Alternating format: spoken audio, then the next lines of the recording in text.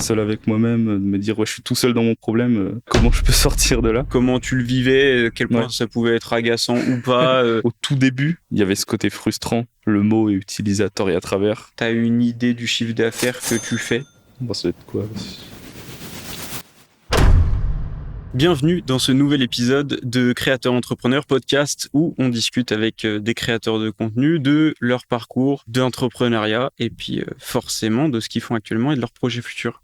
Aujourd'hui, j'ai le plaisir de recevoir Vision. Vision, est-ce que tu peux te présenter rapidement, comme dirait un autre intervieweur, qui es-tu, d'où viens-tu et quel a été ton parcours scolaire? Bah écoute, moi sur internet on me connaît sous le nom de Vision, mais bon dans la vraie vie je m'appelle Vincent. Bon du coup je viens de Lyon, donc c'est de là où je fais toutes mes vidéos. Mon parcours scolaire, donc je vais pas débuter depuis le début j'imagine. Ouais, où tu veux. Tu commences où tu veux. Je pense que tu as eu un parcours assez classique. Lycée, t'as fait quoi? T'avais encore les terminales avec des trucs? Ok, donc j'ai fait terminale S, enfin section S du coup. Ouais. Donc je m'étais lancé là-dedans parce que mes parents voulaient que je fasse pour eux ce qui était la meilleure filière. Ouais, t'avais eu le choix, ouais. Donc j'avais pas vraiment le choix, mais en même temps je savais pas vraiment ce que je voulais faire dans ma vie, donc ça m'a pas dérangé plus que ça de me lancer là-dedans. Mais plus les années avançaient, donc seconde, première, terminale, plus je me rendais compte que c'était vraiment pas fait pour moi. Ouais. Donc je voyais les notes un peu se dégringoler, malgré le fait que je travaillais beaucoup. Ok. Peut-être pas efficacement, mais en tout cas je prenais vraiment le truc au sérieux, mais ça payait pas. Ouais. Mais depuis quelques temps, je faisais un peu des créations numériques. Donc des logos, des bannières, des intros en 3D, pour les plus anciens de YouTube. Et du coup, ça me plaisait vraiment de faire ça. C'était enfin un domaine où je me sentais à l'aise. Ouais. Parce que je sentais que j'avais des facilités dedans, ce qui était jamais le cas en fait en cours. Peu importe les matières, j'avais pas vraiment une matière de prédilection, donc enfin j'avais un domaine à moi, mais je me voyais pas du tout en faire un métier. Pour moi c'était, surtout qu'on était en 2017-2018, c'était encore moins développé qu'aujourd'hui, oui. Même si c'était il y a pas si longtemps que ça, mais au début j'étais beaucoup plus jeune et je me voyais pas faire un métier là-dedans, enfin je pensais pas qu'on pouvait en vivre en fait, tout simplement. Mais c'est arrivé en terminale où j'avais un peu plus mûri, et je m'étais rendu compte que je voulais pas du tout me lancer dans des études scientifiques. En plus, on était au moment du Covid, donc c'était un peu aussi un moment pour moi de liberté, de m'exprimer créativement. Et c'est là que je me suis rendu compte que je voulais faire quelque chose là-dedans. Alors après, je me suis un peu mal orienté parce que la première année que j'ai faite, c'était dans une école plus d'art, donc même si c'était intéressant, je me sentais pas à ma place. Je voyais que j'étais en décalage par rapport aux autres. Tu sais, au début, j'étais un peu naïf, je me disais moi j'aime bien faire du montage et tout, et en fait personne voulait faire ça vraiment quoi. C'était plus vraiment de l'art appliqué. Je me suis posé des questions, je me suis dit je suis peut-être pas dans la bonne école en fait. Et je me suis senti très seul à ce moment-là, parce que j'avais l'impression d'être tout seul. J'avais l'impression d'être seul avec moi-même, de me dire je suis tout seul dans mon problème, comment je peux sortir de là. Du coup, j'avais changé de filière dans la même école, mais au final, c'était pareil. Fallait attendre genre 2-3 ans pour commencer à faire de la 3D. Donc moi, je voulais en faire tout de suite. Donc après, j'ai changé d'école. Donc cette fois-ci, c'était vraiment dans le domaine audiovisuel. On va dire que cette école m'a plus apporté du contact que vraiment des compétences. Les compétences, je me les ai faites à côté, en autodidacte. Et du coup, au bout des 3 ans... je peux enfin me lancer en fait à plein temps dans mes activités. Ce sentiment de solitude que tu avais quand tu changes d'école et que tu trouves un truc où c'est un peu plus dans ce que tu recherchais niveau création digitale et tout, et ce que tu faisais déjà, là tu l'as moins parce que tu trouves d'autres étudiants en fait qui veulent faire la même chose que toi. C'est ça, ouais. C'est notamment là que j'ai pu me faire pas mal de potes. Parce que je m'étais fait un pote dans l'ancienne école, mais là, c'est vraiment des potes dans l'audiovisuel. Donc, on se comprenait beaucoup plus sur l'audiovisuel, tout simplement. Ouais. Surtout, c'est dynamique de métier où il y a beaucoup... Tu commences plus par passion qu'autre chose. Et quand tu trouves des gens avec lesquels tu peux faire des projets en commun, naturellement, t'es content. Et puis, il y a une vraie dynamique de groupe qui se crée dans ce genre de truc. Donc, c'est ça, on en reparlera. Mais j'ai fait plusieurs, du coup, une sponsor et une série de vidéos... que j'avais fait avec l'aide de ces potes en question. C'est pas simplement des potes, mais c'est aussi des personnes avec qui tu peux travailler. Ouais. Bah, du coup, maintenant, on a une bonne idée de ton parcours. Et pour les gens qui te connaîtraient pas, qu'est-ce que tu fais? Comment tu décris quand tu arrives au repas de famille et que mamie demande ce que tu fais? Comment t'expliques ça? C'est compliqué. Mamie, bah, comment j'explique ça? Bah, déjà, j'aime bien dire le fait que j'aime raconter des histoires, parce que ça, je pense que ça parle à tout le monde. Et pour rentrer un peu plus en détail, j'aime surtout imager et illustrer ces histoires. Parce qu'en réalité, quand je cherche des histoires à raconter, en fait, je vois directement le potentiel de créativité, en fait. Même si c'est même le plus important en réalité de bien raconter l'histoire. Mais c'est vrai que moi, je suis vraiment passionné du côté visuel, donc directement, quand je cherche un concept, je me dis, ok, je vois que je peux l'illustrer comme ça. Donc ouais, je raconte des histoires, mais je suis vraiment plus passionné par le fait de les illustrer. Ouais. Ouais. Et il y a, du coup, tu as quand même un type d'histoire qui... comment tu définirais ça, on va dire, autour du frisson, de manière générale? C'est ça, ouais. De base, je suis plus attiré par les thrillers. Bah, c'est le genre de film et de série que je regarde le plus, mais... depuis que je suis petit, c'est vraiment le genre que j'aime bien. Donc, naturellement, je me suis tourné vers ce genre d'histoire. Même si à la base, du coup, c'était plus des histoires d'internet, sans forcément de frissons. Mais après, ouais, je me suis Ouais, parce que du coup, tu commences la chaîne, la plus vieille vidéo qui est encore publiée sur la chaîne. Est-ce que tu sais ce que c'est? Oui, c'est un tuto. C'est le tuto où je montre comment, sur Photoshop, appliquer l'effet marionnette. Enfin, c'était des tutos en fait. Ouais, c'est ça. Parce que du coup, je crois qu'il en reste qu'un à l'heure actuelle, mais du coup, t'avais dû en faire d'autres. Oui, en fait, j'ai laissé celle-ci pour l'histoire. Genre, ouais. Je l'ai volontairement laissé, mais c'est vrai qu'entre la toute dernière et l'avant-dernière, il y en a plein en fait, mais qui sont oui, bien sûr. Ouais, parce que de toute façon, tu vois qu'il y a un écart de plusieurs années, je crois, entre ces deux vidéos, donc tu doutes et même que... avant encore, j'avais une autre chaîne, donc c'est pas d'aujourd'hui que je fais. Et la chaîne encore avant, c'était pareil, de la production et des tutos? La chaîne d'avant, c'était surtout des intros 3D. Ok, donc, je vois. Donc ouais, des pseudos qui tournent sur de la musique. En fait, c'est ça aussi, j'avais été très vite attiré par la synchronisation de la musique sur du visuel. Okay. Je trouvais ça hyper satisfaisant. Ouais. Après, dans un autre genre, t'as les edits, tu vois. Ouais. Mais là, c'était l'époque des intros. Les youtubeurs, ils mettaient toujours une intro au début de leur vidéo. Genre GameX13, plein de youtubeurs. Donc, il y avait un mini marché, mais bon, tu vendais ça 2 €, quoi. Donc, ouais. Enfin, voilà, pour la petite anecdote. Mais non, j'ai bien connu cette époque et je sais même pas si on en a déjà parlé. Mais j'ai eu une chaîne YouTube à ce moment-là. Donc du coup, j'ai eu mon intro qui ressemblait à ça, tu vois, un peu comme les le V12, Diablo X9 de l'époque, etc. Bien sûr, c'était beaucoup moins beau et c'était souvent fait avec des templates ou des trucs comme ça. Mais ouais, je vois très bien ce YouTube-là à cette époque-là. Et après, t'es là-dedans et tu fais un virage où tu commences à... de ce qui reste en tout cas des vidéos qui sont publiées, où tu commences à parler beaucoup plus de personnalité d'internet et culture d'internet de manière générale. Ouais. Où on a beaucoup des que sont-ils devenus, ce genre de choses, ou l'histoire d'eux, etc. Et mine de rien, c'est là où, alors tu me dis si je me trompe, mais j'ai l'impression que c'est là où il y a la première vraie traction de ça commence à marcher pour toi sur internet quelque part, quoi. Bah, c'était pas vraiment la première, parce que la vraie première traction, c'était la première vidéo histoire que je faisais. Ok. Je sais d'ailleurs plus qui a lancé cette envie, mais j'avais raconté l'histoire d'un youtubeur Minecraft qui s'appelle Cause, qui était très populaire à l'époque dans la sphère. Et en fait, quand j'ai lancé la vidéo, je me souviens qu'elle avait pas super bien démarré, mais une fois que j'avais fait des extraits TikTok, je m'étais dit, bon, je vais essayer. Du coup, TikTok, ça avait fait pas mal de vues, et du coup, ça a ramené des gens sur YouTube. Okay. Et du coup, la vidéo est rapidement montée à 100 000 vues. C'était des scores que j'avais jamais fait, quoi. Donc, à partir de là, c'est arrivé hyper naturellement, et je me suis pas posé de questions. En fait, ensuite, j'ai enchaîné les vidéos. Je me souviens, j'en postais une tous les 10 jours, alors qu'avant, il n'y avait pas du tout d'emploi du temps. C'était, je poste quand je peux, tu vois. Et là, vraiment, je m'étais j'étais assidu dans le fait de poster régulièrement. Donc forcément, après, les vues, plus les vidéos passaient, moins ça faisait de vues.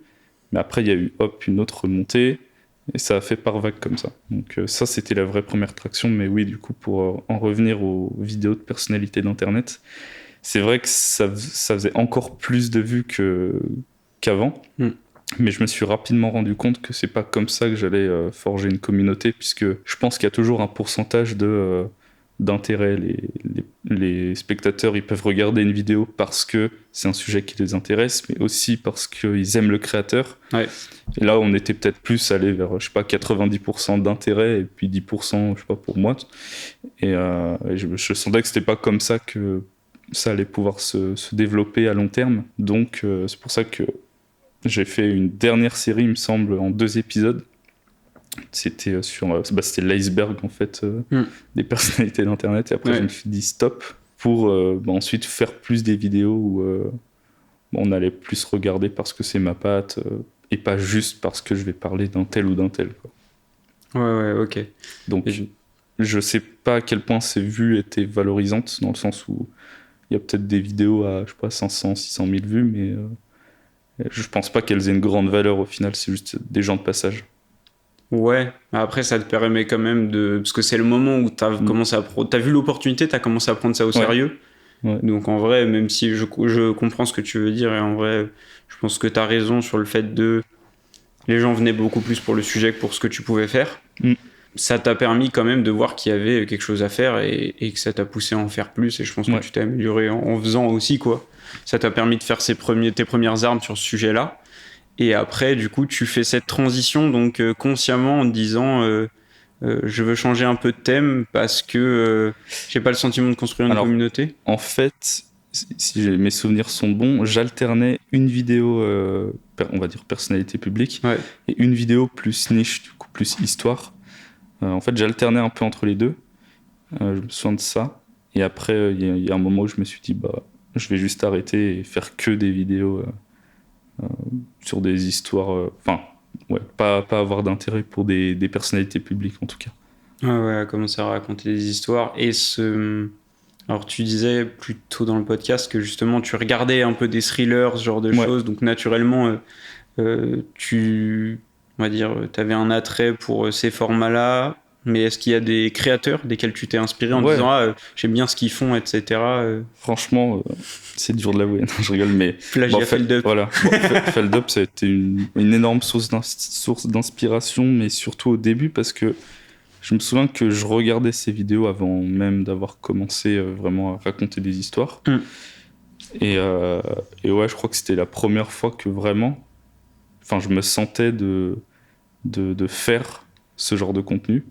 Parce que tu peux aimer regarder un contenu, mais pas forcément vouloir refaire ce genre de contenu. Mais du coup, je me souviens que j'aimais beaucoup ça à l'époque. Mais après, en termes de créateurs, ça évolue tout le temps au fil des années. Maintenant, j'aime beaucoup Fern, notamment. Ouais. C'est une chaîne anglaise, mais il me semble que c'est une association de 2 chaînes d'ailleurs. Et j'aime beaucoup l'aspect 3D. Même si je me souviens que la 3D, j'avais essayé d'en intégrer il y a 2-3 ans, mais c'était galère parce que j'utilisais un moteur de rendu qui mettait longtemps. Vas-y, rentre dans le technique, c'est pas grave. En bref, c'était pas optimisé parce que pour faire un plan de 5 secondes, il fallait 10 heures de rendu. Bref. Ah oui, sympa. Du coup, j'avais vite abandonné l'idée. Ok. Mais depuis, j'ai découvert un autre logiciel qui permet de faire ça beaucoup plus rapidement. Okay. Et donc, c'est beaucoup plus optimisé. Donc, j'aime bien ajouter ça, notamment parce que tu peux vraiment représenter ce que tu dis et pas seulement, si tu mets des vidéos stock footage, ça reste assez généraliste. Ouais. Alors que là, vraiment, tu peux pousser la personnalisation à un point assez haut, en fait. Ça entre dans la direction de j'aime bien illustrer mes vidéos. Et tous les moyens sont bons. Avant, c'était surtout de la 2D. Maintenant, beaucoup plus de 3D. Et je sais plus où on en était dans la question. T'inquiète, c'est pas grave. Moi, je veux bien, du coup, parce que tu commences à aborder un peu ce sujet-là, je voudrais bien que tu me fasses un peu le process de création d'une vidéo de A à Z, à partir de, tu trouves le sujet, tu choisis un peu le sujet, à tout ce que tu fais, etc., notamment la partie illustration que t'aimes beaucoup, qu'on comprenne un peu comment tu développes ça. tout commence déjà par le sujet, enfin le choix du sujet. Donc ça entre dans une grande liste de plein de sujets que j'ai. Après, là où c'est compliqué, c'est de choisir quel sujet faire à quel moment. Donc ça, c'est surtout au feeling. Et après, je me lance dans les recherches directement. Donc je note toutes les sources possibles et imaginables, donc que ça soit articles, vidéos, le Wikipédia de base pour vraiment connaître les fondamentaux. Et donc je note toutes les sources, je note aussi tout ce qui est intéressant par source. Donc ça me fait plein de bouts de texte. Et après j'essaye de construire un plan. Donc d'abord je note les thématiques sans forcément d'ordre. Je les note du coup dans le désordre. Et après je fais ce travail de remettre dans l'ordre. Donc qu'est-ce que je dis en introduction, ensuite par où je recommence. Et je construis comme ça jusqu'à la fin. Et j'essaye du coup en principe de garder le centre d'intérêt pour la fin et en fait le faire monter en tension au fil du temps. Donc ça c'est un travail plutôt compliqué parce que l'écriture du coup c'est pas mon domaine de prédilection comme je t'ai dit. Moi j'aime surtout illustrer, sauf qu'il faut passer par cette étape. Donc je l'ai fait un peu... Enfin ouais, c'était pas ma prédilection mais du coup je le fais... je suis obligé. Je note mes différents thèmes, mes plans, enfin mon plan, et ensuite je commence à écrire chapitre par chapitre. Et souvent ce que je fais c'est un travail de relecture pour ensuite peaufiner les tournures de phrases. Et je m'aide beaucoup de ChatGPT pour notamment les recherches, du coup je l'ai pas dit avant, mais aussi pour lancer lancer la recherche. Tu as la fonction recherche approfondie qui est hyper pratique. Donc ça permet de gagner beaucoup de temps pour traverser Internet. Mais ensuite, je renote toutes les sources après, même pour des fois les mettre en description ou quoi. Ouais. Donc ChatGPT, très grande aide pour la recherche. Et je réfléchis en amont à comment je peux illustrer en fait ce que je raconte. Et là où c'est compliqué, c'est qu'il faut faire la part entre qu'est-ce que je vais illustrer en 3D, qu'est-ce que je vais illustrer en 2D, ou est-ce que je mets juste des vidéos archives qui existent par rapport au sujet. Faut faire une sélection.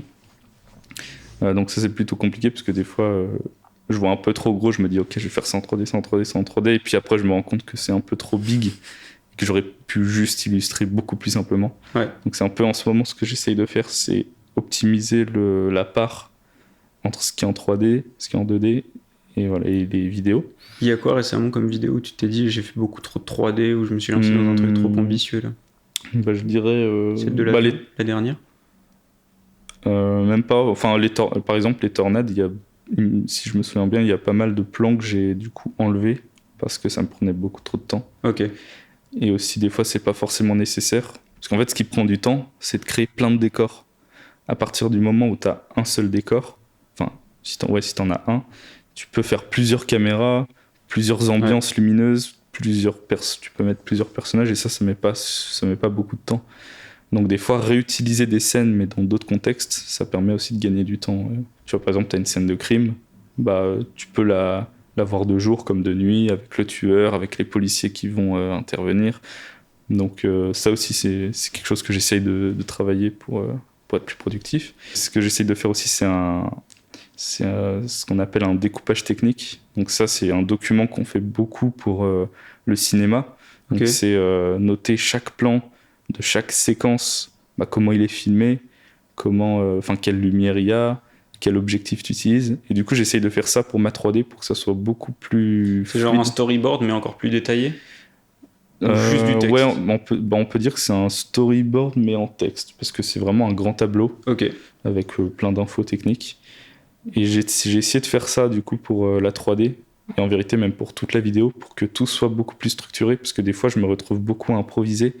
Et je perds beaucoup de temps parce que j'avais pas prévu un truc. Et puis même pour le cerveau, je me suis rendu compte que c'était hyper fatigant d'être pas assez préparé. Parce que en fait, dans ma tête, je me dis si je fais trop de préparation, je vais perdre du temps du coup sur la production. Mais en même temps, si t'avais perdu ce temps-là, t'en gagnerais dans l'autre. Donc. Et puis au final, comme je te dis, pour le cerveau, je trouve que c'est beaucoup plus simple. T'as moins à réfléchir, vu que tout est déjà écrit. Donc j'essaie de faire ça pour être plus précis et plus concentré. Et une fois que j'ai tout ça, enfin même si en vrai je peux le faire après avoir tourné l'audio, mais du coup en théorie après je recorde ma voix off. Et ça c'est des étapes encore compliquées parce que bah, tu bégayes beaucoup. Parce que c'est pas naturel de parler en lisant un texte d'une certaine manière. Et du coup, ça arrive que tu reprennes plusieurs fois les phrases. Même des fois, après l'enregistrement, je réécoute et je me dis « Ah ouais, ça, je l'ai pas dit correctement. » Du coup, je refais un autre enregistrement. Donc, c'est ça. Donc, une fois que j'ai fini l'enregistrement, bah, c'est le dérush. Donc, c'est l'étape où je clean en fait la voix off. Il y a aussi la partie facecam, mais ça, du coup, c'est plus pour les sponsors. Parce que du coup, j'en mets plus du tout pendant le récit. Ouais, pourquoi ? Parce que pour moi, il faut en mettre une certaine quantité. C'est-à-dire que si je mets juste une phrase en facecam, dans toute la vidéo, c'est trop bizarre. Et je trouve que ça casse le rythme aussi. En fait, l'ambiance que je veux instaurer, des fois, j'avais essayé de mettre des facecam, mais je trouve que ça casse complètement. Ouais. Donc, je me voyais mal en mettre juste une ou deux fois. C'est soit t'en mets régulièrement, soit pas du tout pour moi. Donc, c'est pour ça que j'en mets plus. Donc, facecam pour les sponsors. Ouais. Et après, début montage, je suppose. C'est ça, début montage. C'est vrai que je commence surtout parce que je préfère la 3D. Pour prendre l'exemple de la dernière vidéo, j'ai déjà commencé l'introduction. Donc, j'ai quasiment tous mes plans. Mais après, ça se fait un peu selon l'humeur. C'est-à-dire que je vais pas forcément faire toute l'étape de la 3D d'un coup. Je vais pouvoir alterner avec des plans en 2D, des rushs, du coup, enfin des vidéos d'archives.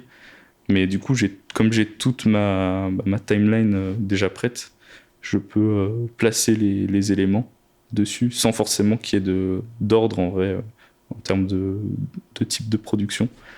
Donc ça se fait un peu selon l'humeur, mais j'essaye de... là, je suis l'ordre chronologique de l'histoire, donc c'est-à-dire que là, je vais commencer par l'intro, tu vois. Mais là, j'ai déjà du coup mes plans 3D, mais j'ai aussi mis mes plans 2D. Donc, il n'y a pas vraiment d'ordre en vrai. Mais en tout cas, en termes de chronologie, c'est toujours image. Donc, je fais tout ce qui est visuel en premier. Ensuite, je passe à l'audio. Donc, le sound design et tout, la musique. Et après, l'assemblage, parce que du coup, je travaille par chapitre. Donc, après, j'assemble toute la vidéo.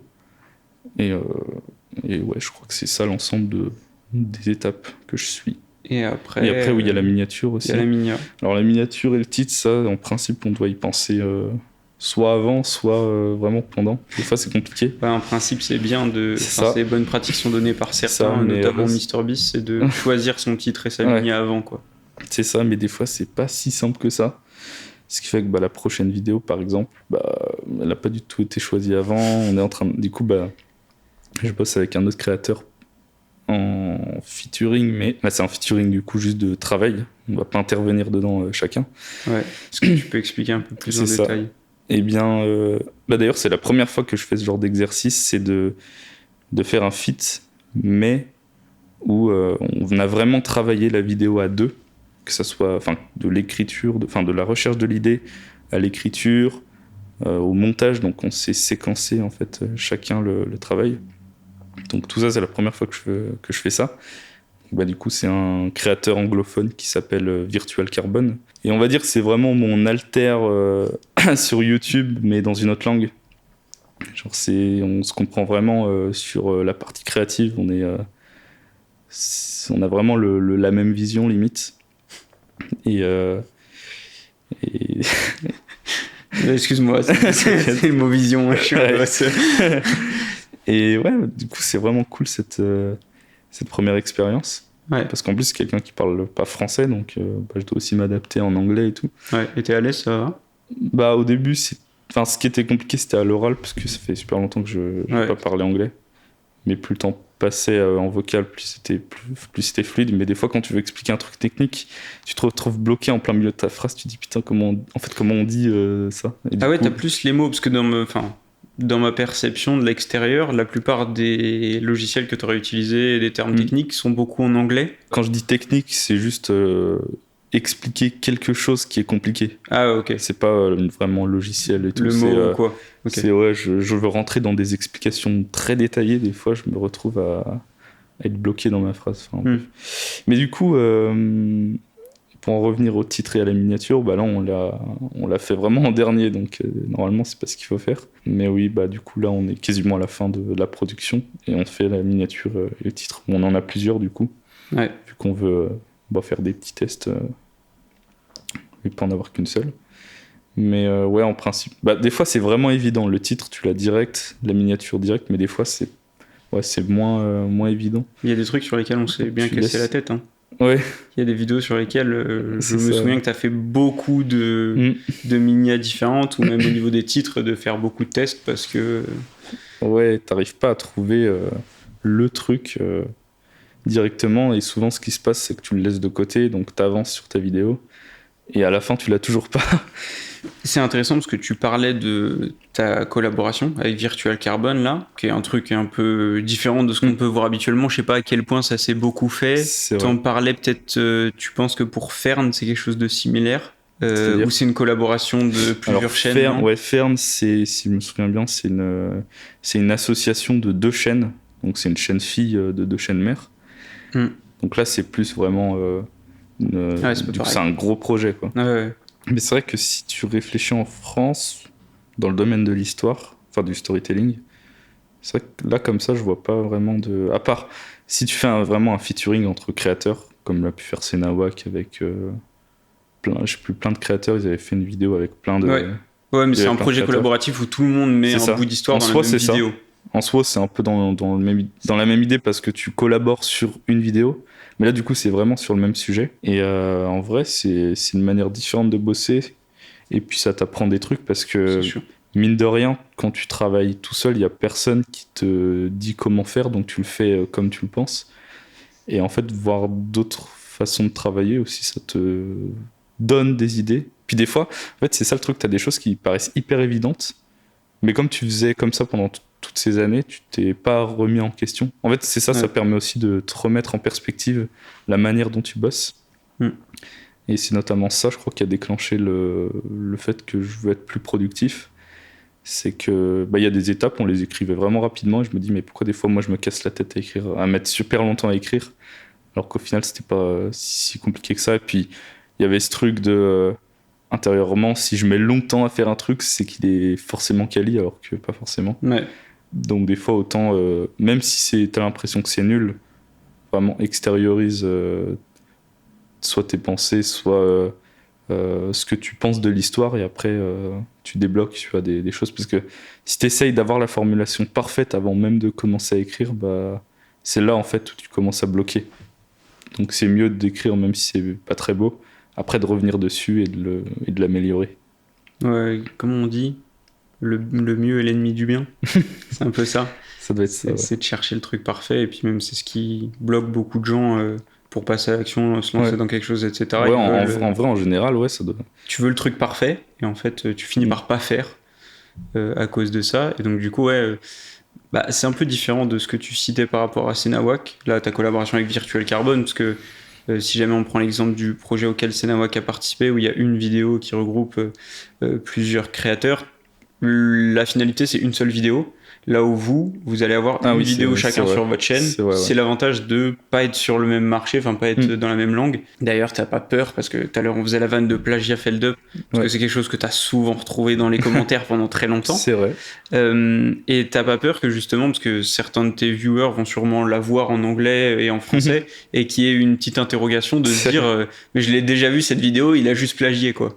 Je me suis pas fait la réflexion, honnêtement, mais je pense que ça sera assez clair, puisque je pense que dans l'intro, je mettrai vidéo en collaboration, soit en collaboration, soit co-réalisée avec. Ouais.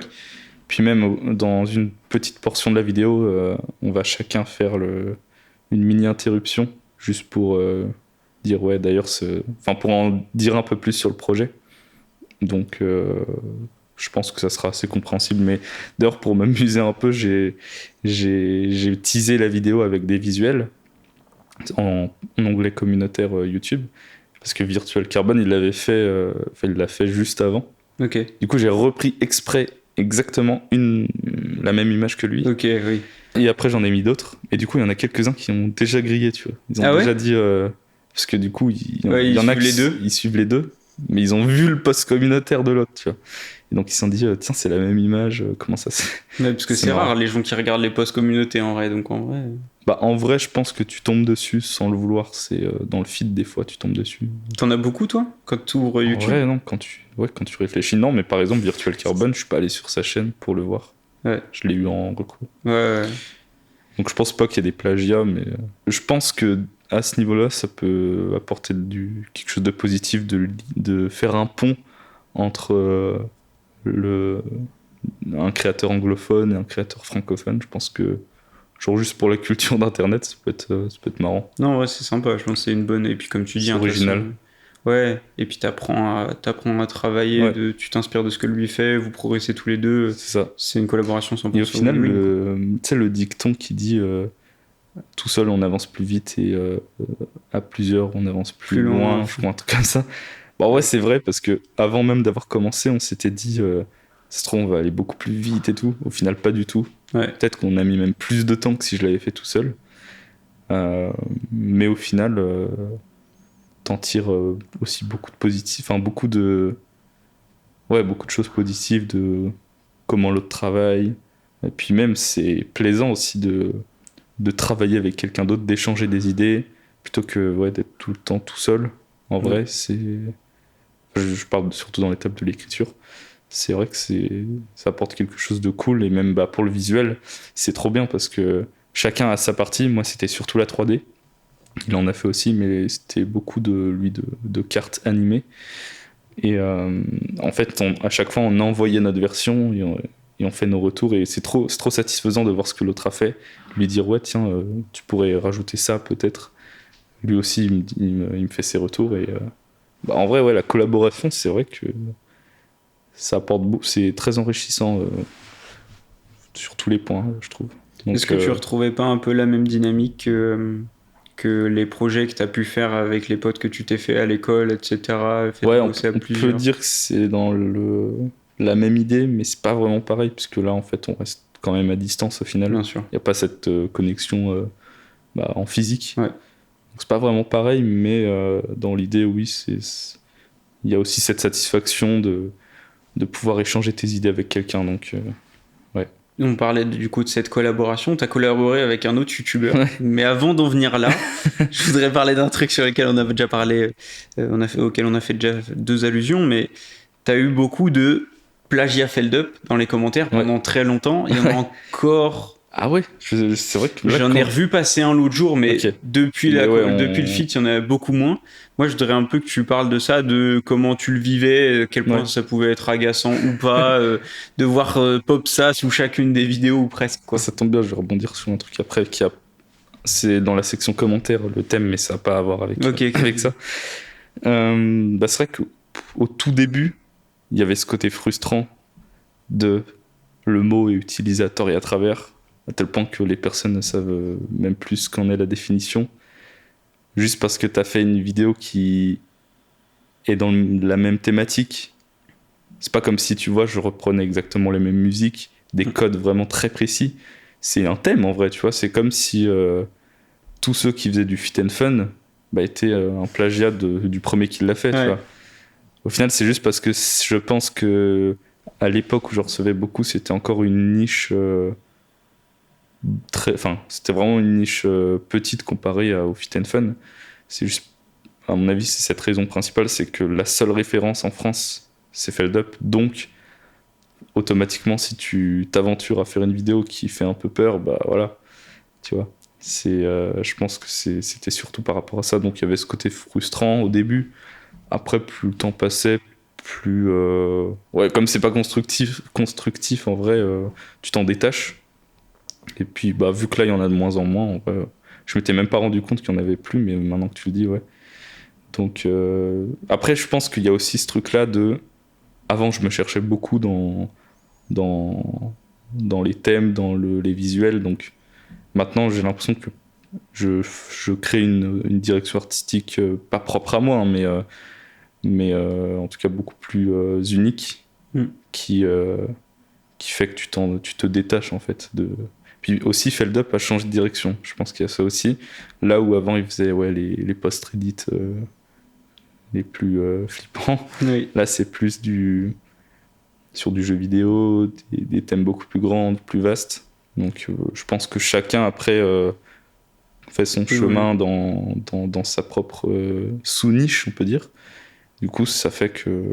Ouais, je pense qu'automatiquement, il y a moins de ressemblances. Enfin, les gens remarquent moins une ressemblance, quoi. Et du coup, je l'ai mentionné, vous avez collaboré. Oui. C'est la deuxième vidéo la plus vue de la chaîne qui a presque 1 million de vues maintenant. Oui.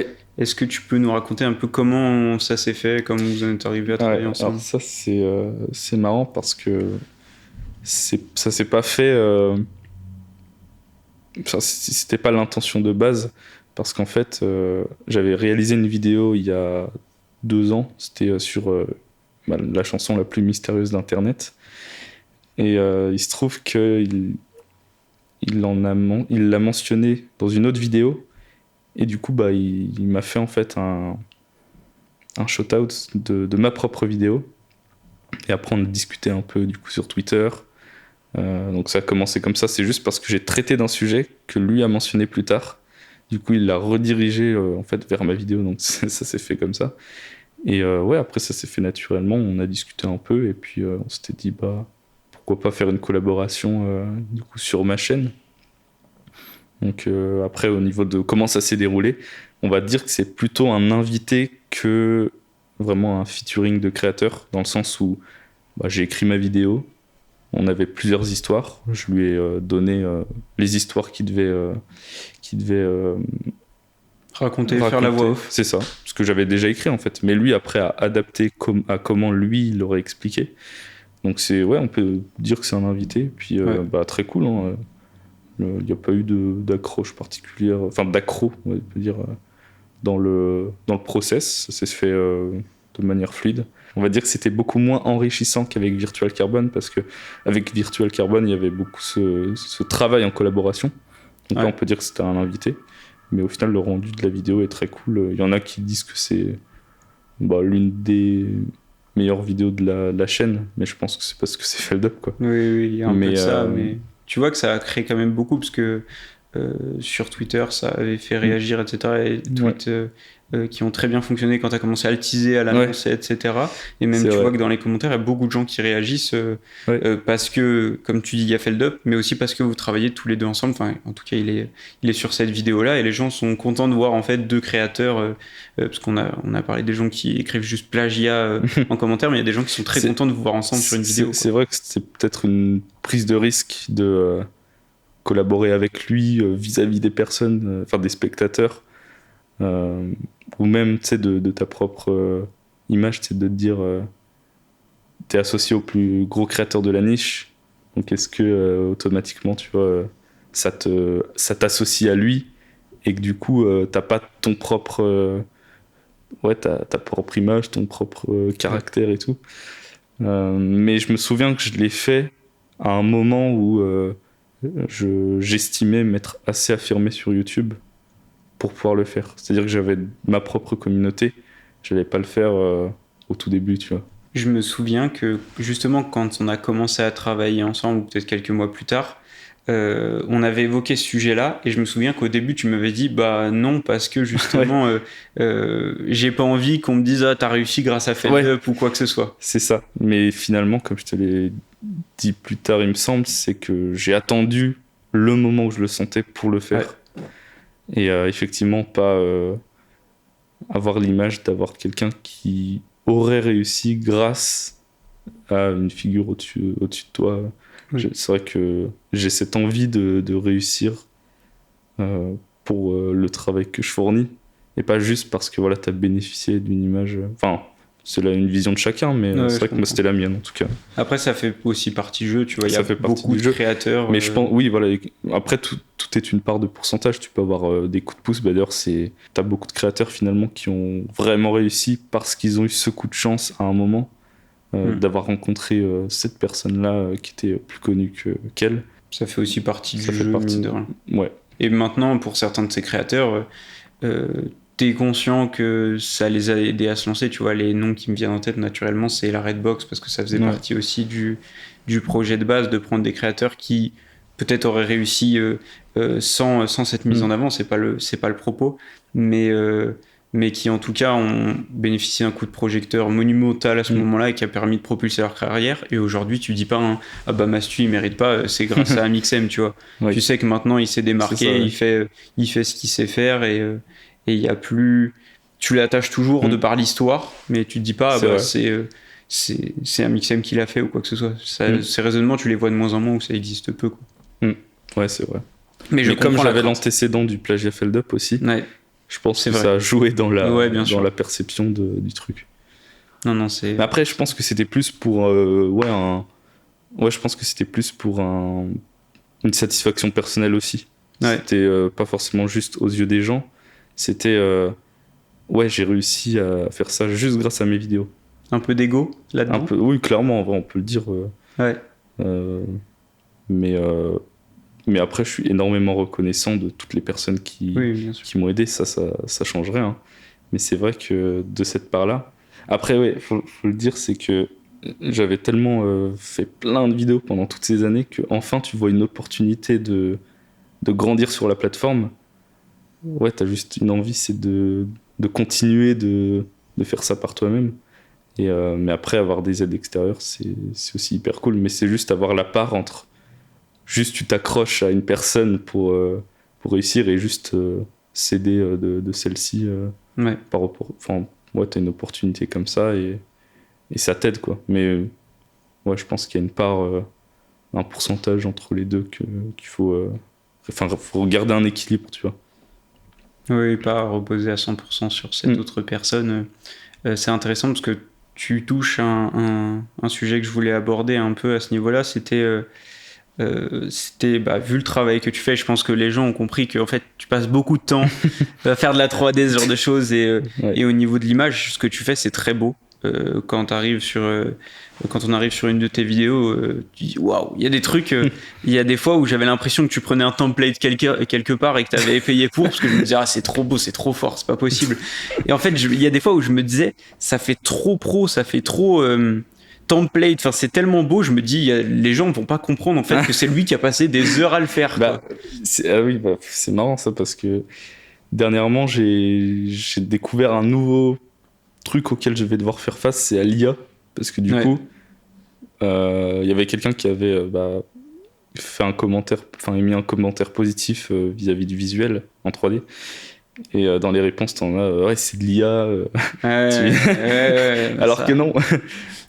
Techniquement, mais oui, c'est vrai que c'est un nouveau du coup truc auquel du coup je pense que je vais mettre au début des vidéos en annotation contenu non généré par IA, pour être plus clair. C'est vrai que tu peux être un peu, en fait, plus les technologies avancent, en vrai tu peux pas leur en vouloir, plus tu suspectes que tout est de l'IA. Et plus ça avance, plus tu as du mal à faire la différence. Donc tu comprends aussi. C'est ça, en vrai, dans l'un comme dans l'autre, que ce soit une vraie vidéo ou une fausse vidéo, il y aura toujours du coup des doutes. Oui. Même quelque chose de vrai, du coup, tu vas émettre des doutes. Bien tu sais plus distinguer le vrai du faux, et en vrai, c'est flippant en vrai. Mais du coup, oui, tu voulais rebondir sur quoi, j'ai avancé là-dessus en disant que justement, tu mets beaucoup de temps et tu as une qualité vidéo en vrai que tu retrouves pas tant que ça, ou alors que tu peux retrouver chez certains créateurs de contenu qui ont un sacré budget, parce que mine de rien, il faut pouvoir se payer quelqu'un qui met du temps et qui a ces compétences-là pour faire de la production visuelle. Et alors, c'est un avis très personnel, mais je prêche ma paroisse, bien sûr, parce qu'on travaille ensemble. Mais j'ai une petite frustration sur le fait de... et il y a beaucoup de gens en commentaire qui partagent mon sentiment de... C'est pas mis en avant et c'est pas... admiré à sa juste valeur de beaucoup de personnes. Il y a beaucoup de gens qui pensent que tu mériterais plus de notoriété et de visibilité pour le travail et la qualité que tu produis.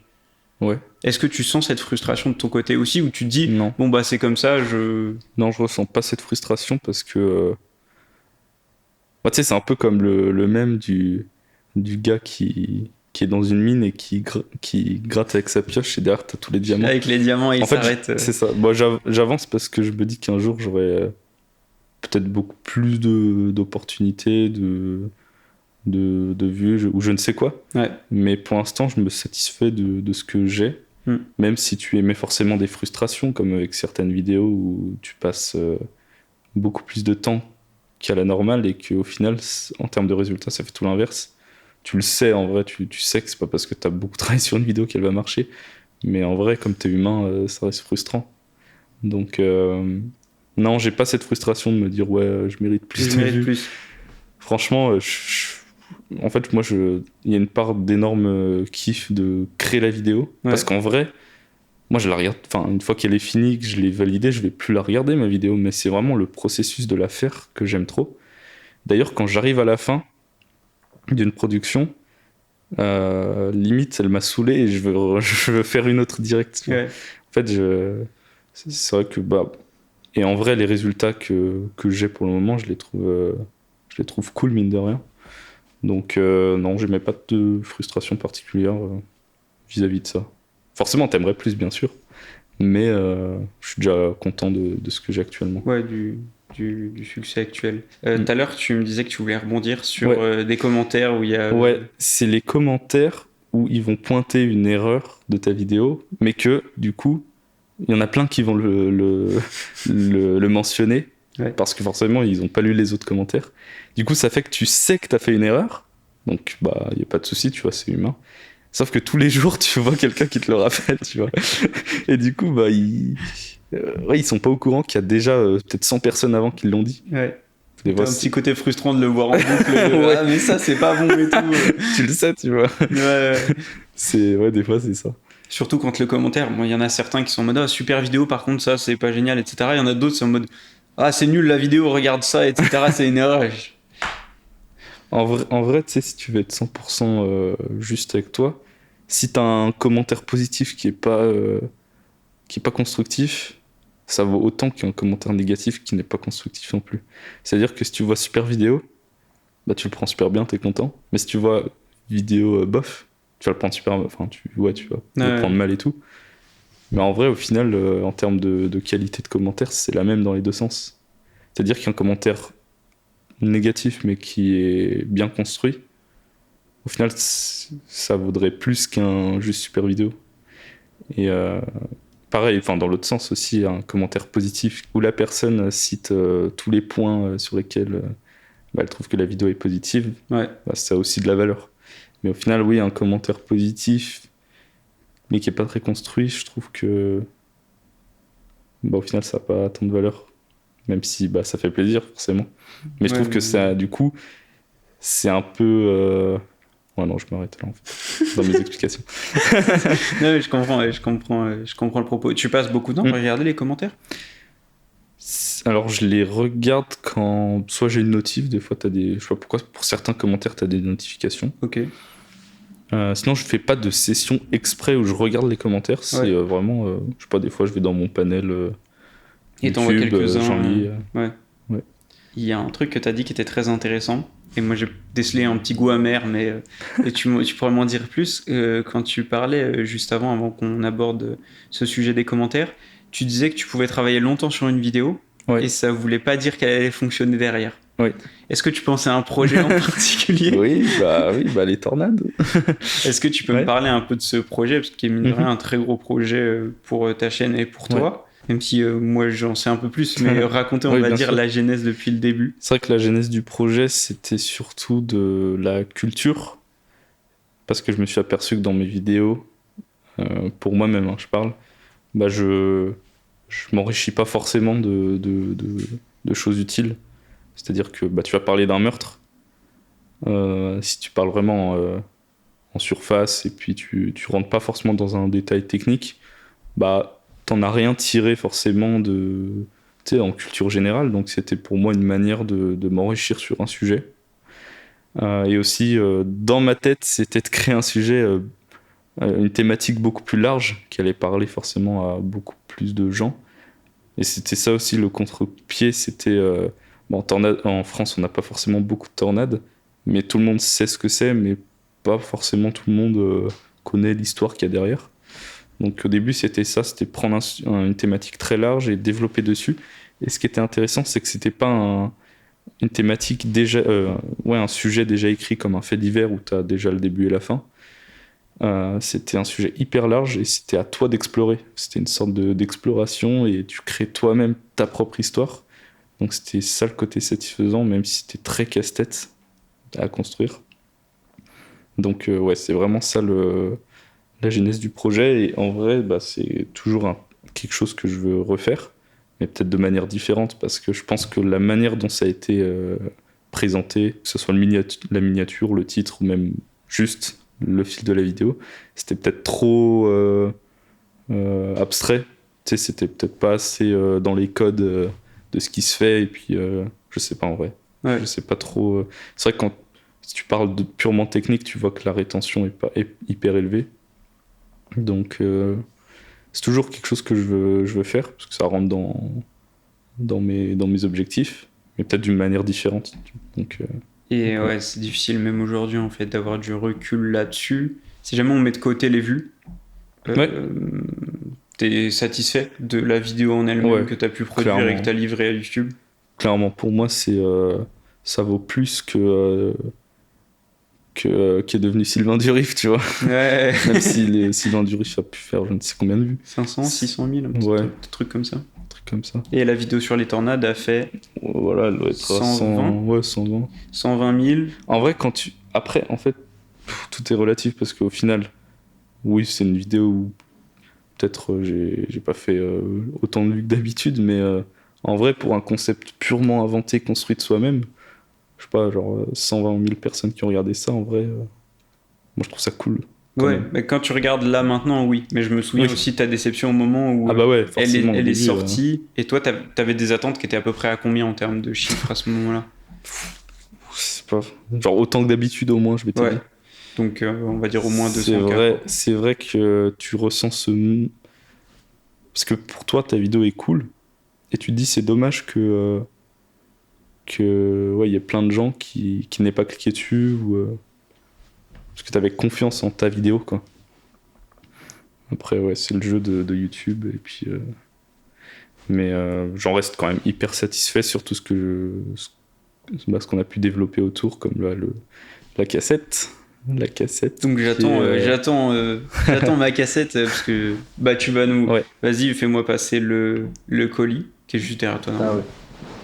Et je vais te laisser raconter en même temps ce que c'est. Donc je vais essayer d'écrire après ce que c'est. Enfin, tu vas pouvoir l'expliquer un peu, mais pour les gens, peut-être qu'une partie des gens verront à la caméra directement. Oh, je l'ouvre dans le mauvais sens. Mais vas-y, je t'en prie. Alors, comment expliquer ça? J'ai voulu développer un goodies autour d'une vidéo, mais pour moi, il me fallait un concept suffisamment large. J'allais pas faire une cassette sur un tueur en série, quoi. Donc il me fallait vraiment un truc hyper large qui s'identifie, sur lequel j'ai beaucoup travaillé sur la forme, et que je puisse avoir un objet physique, parce que ce que j'avais remarqué et qui était un peu frustrant, c'est qu'une fois que tu as fini ta vidéo, tu la postes sur YouTube et finalement elle fait ses vues un temps, et après on peut dire qu'elle finit dans les archives de YouTube, quoi. Elle est pas morte, mais dans les tréfonds de YouTube. Les tréfonds de YouTube, exactement. Et du coup, je m'étais dit, pour l'occasion, autant créer un produit physique qui, du coup, me rappelle tous les jours que cette vidéo existe. Et du coup, l'idée, c'était d'en faire un nombre limité pour 100 personnes. Donc, je les ai mis en vente. Donc, c'est un processus relativement compliqué quand tu n'y connais rien. Surtout pour la partie envoi, parce que c'est vrai qu'on a tout fait nous-mêmes, de la création. J'attends peut-être... Vas-y, t'inquiète, je pense que de toute façon... J'espère que de ton micro, ça s'entend pas, mais... On a tout fait nous-mêmes, de la création à l'obtention des cassettes, à l'envoi. Donc j'ai rien délégué du tout en termes de... À part le design, du coup, je vais y revenir. Mais c'est vrai que c'était quand tu connais rien, c'était compliqué. Donc ouais, l'idée c'est vraiment immortaliser une vidéo, vu qu'elle est 100% numérique. Là, tu as un vrai objet. Alors, ce qui revenait souvent, c'est il n'y a rien sur la cassette. Parce que, effectivement, je trouve l'objet hyper cool, mais de là à graver 100 exemplaires, c'était une étape supplémentaire non négligeable en termes de temps. Même l'étiquette et tout, très très stylé en tout cas. Et comme faut pas l'oublier, je suis un passionné de visuel. Donc, je m'étais dit, ouais, je vais tout donner dans le visuel, même si il y a rien dessus. Ça peut paraître incompréhensible pour certains. Pour moi, je vois vraiment ça comme un objet collector. Juste, ça immortalise. Pour moi, c'est vraiment un visuel qui immortalise ma vidéo. Le but, c'est pas d'aller regarder la vidéo à travers ça. Voilà. Ouais, Donc, l'idée, elle est venue parce que je suis allé aux États-Unis pendant un mois où j'ai notamment tourné des plans pour cette vidéo. Et 2 jours avant de rentrer, je suis passé devant un stand avec des goodies qui provenaient d'un documentaire et je me suis dit j'ai trop envie de refaire ça pour une de mes vidéos. Et je sais pas, l'idée des cassettes est venue parce que j'ai vu sur Pinterest une fois qu'il y avait des gens qui personnalisaient des cassettes et je m'étais dit que ça entrait parfaitement dans ma vision puisque ma volonté c'est de créer comme des petits films, tu vois, finalement. Donc ça rentrait dans la thématique cassette, film, rétro. Et du coup, l'idée est née là. Et puis, en fait, j'ai su directement qui contacter pour ça. Parce que du coup, j'ai un pote qui s'appelle du coup Gips sur les réseaux, qui avait déjà, je me souviens, fait une cassette comme ça, personnalisée pour je ne sais plus quoi. Je me suis dit que c'était la personne à contacter pour m'épauler, parce que contrairement à des projets passés où je voulais tout faire moi-même, je m'étais dit il faut absolument que je ne refasse pas cette même erreur, parce que tu deviens débordé après. Donc il m'a vraiment épaulé, c'est lui qui a fait tout le visuel en fait. Et il m'a aussi aidé pour l'impression et le découpage. Et ensuite il m'a tout envoyé, et puis avec du coup Anthony qui m'épaule pour le montage et pour plein d'autres trucs, on s'est attelé pendant 2 jours ou 3 non-stop à plier, coller, nettoyer les cassettes et faire les colis aussi. Et après, j'avais mes 100 cassettes prêtes avant la sortie de la vidéo. Elles étaient toutes sur une étagère. Et je stressais un peu au final de me dire putain, est-ce qu'elles vont toutes partir ? Est-ce que mes étagères vont rester remplies ?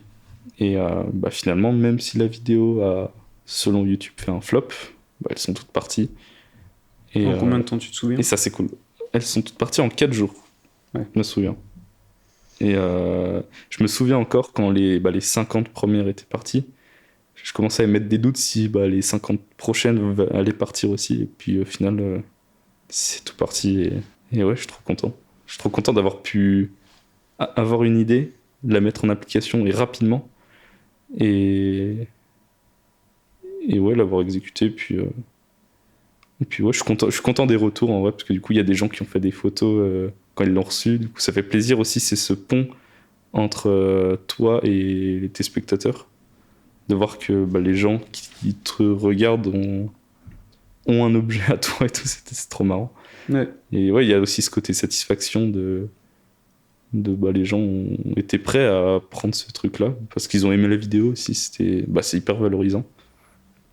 Donc ouais, moi je suis satisfait de cette vidéo en termes de créativité et du coup pas forcément de résultats, mais en termes du retour global, moi je suis content.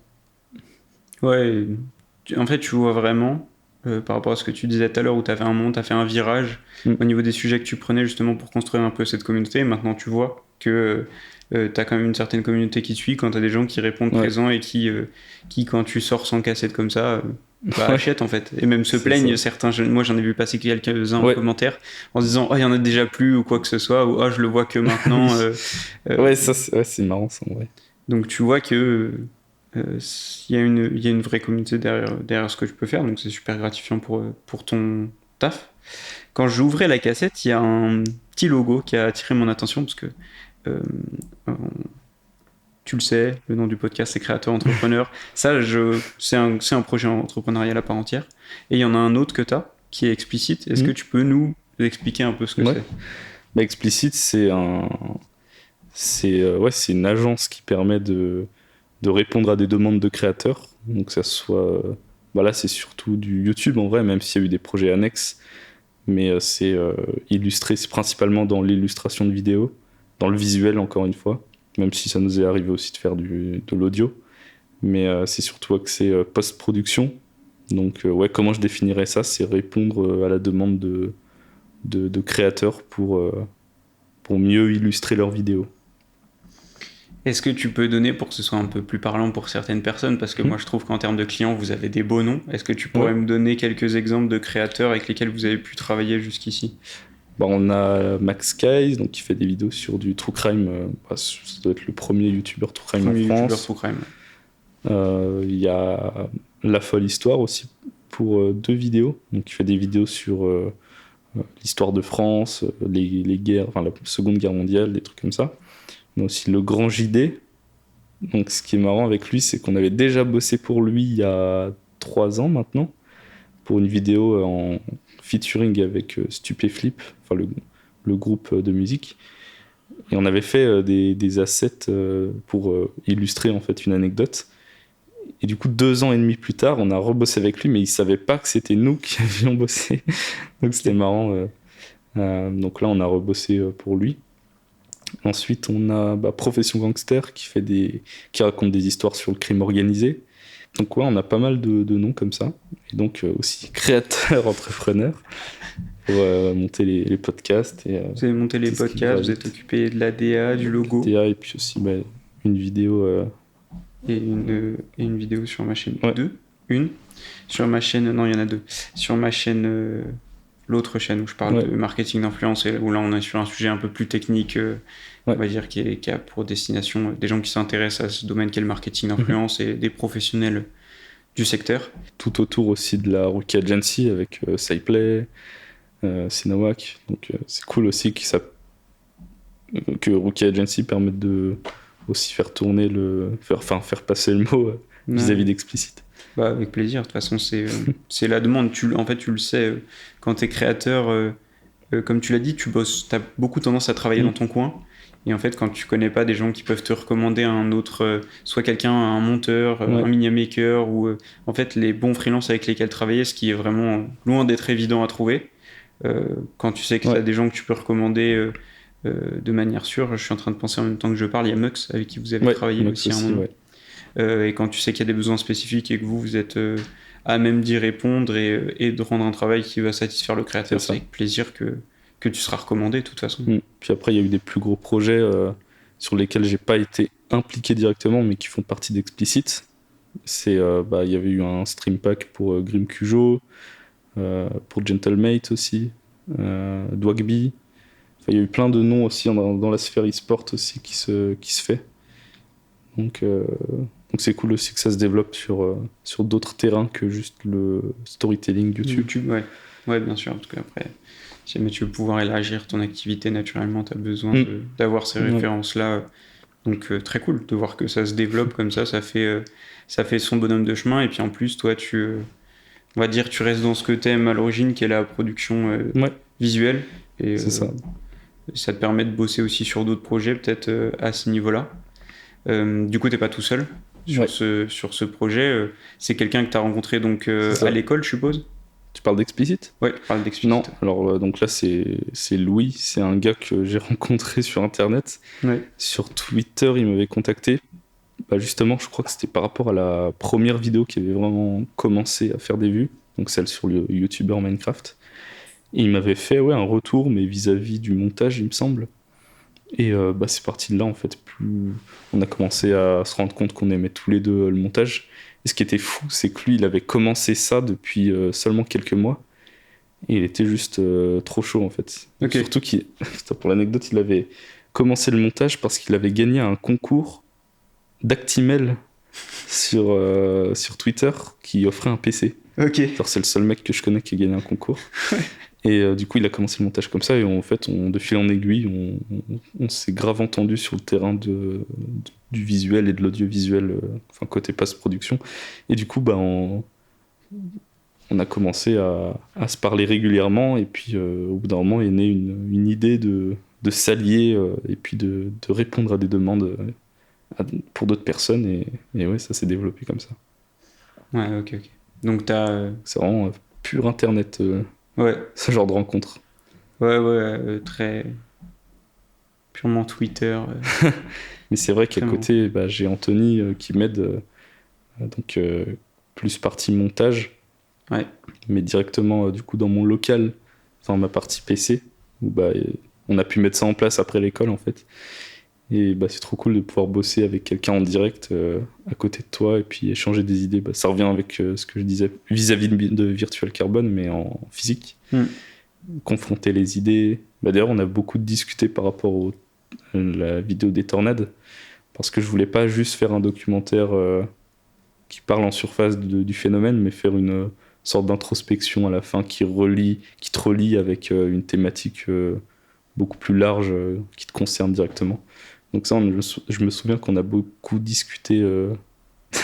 On a fait de la philosophie de comptoir, tu vois, mais c'était cool. Enfin, ouais. En tout cas, j'ai Anthony aussi qui m'aide beaucoup dans le montage de mes vidéos. Et puis dans le montage d'autres créateurs aussi. Ouais. Oui, du coup, il travaille à la fois c'est ça, ouais. avec toi sur Vision et sur Explicit. Il t'accompagne aussi. Du coup, tu as tous ces projets-là. Pour l'instant, il y a un statut qui est avantageux en France, c'est que tu es encore en micro. Comme ça, ça te permet d'être sur tous ces projets-là sans avoir à créer des sociétés différentes ou quoi pour l'instant. Passage aux sociétés que tu vas peut-être devoir faire à un moment. Si c'est pas cette année, ce sera peut-être l'année prochaine. Je voulais venir un peu, tu vois, sur la réalité économique derrière surtout derrière Vision. Parce que derrière Explicit, t'es pas tout seul à travailler dedans, comme tu dis, il y a certains projets où t'es potentiellement moins impliqué, donc on va rester concentré notamment sur Vision. Est-ce que t'as une idée du chiffre d'affaires que tu fais, une fourchette, si jamais tu peux me donner? Enfin, ce que Vision génère, c'est ça. Pas les missions annexes, mais juste Vision. Enfin, ça dépend si on trouve que c'est beaucoup ou pas, mais c'est pas. En tout cas, vu que ça dépasse pas du tout le plafond, c'est pour ça que je suis pas encore passé en micro, en société. Mais du coup, chiffre d'affaires, attends. Environ. Ça va être quoi 40 000 ? Ouais, juste avec du coup ce qui rentre grâce à Vision. Ouais. T'as les AdSense et les sponsors. Ouais. Je dirais environ ça. Hein. Parce que à côté, du coup, j'ai Explicit. Du coup, il y a aussi des commissions, des commandes du coup, qui génèrent de l'argent via ce réseau-là. Ouais. Mais en tout, c'est vrai que YouTube prend une plus grosse part que Explicit en termes de pourcentage. Donc, ouais.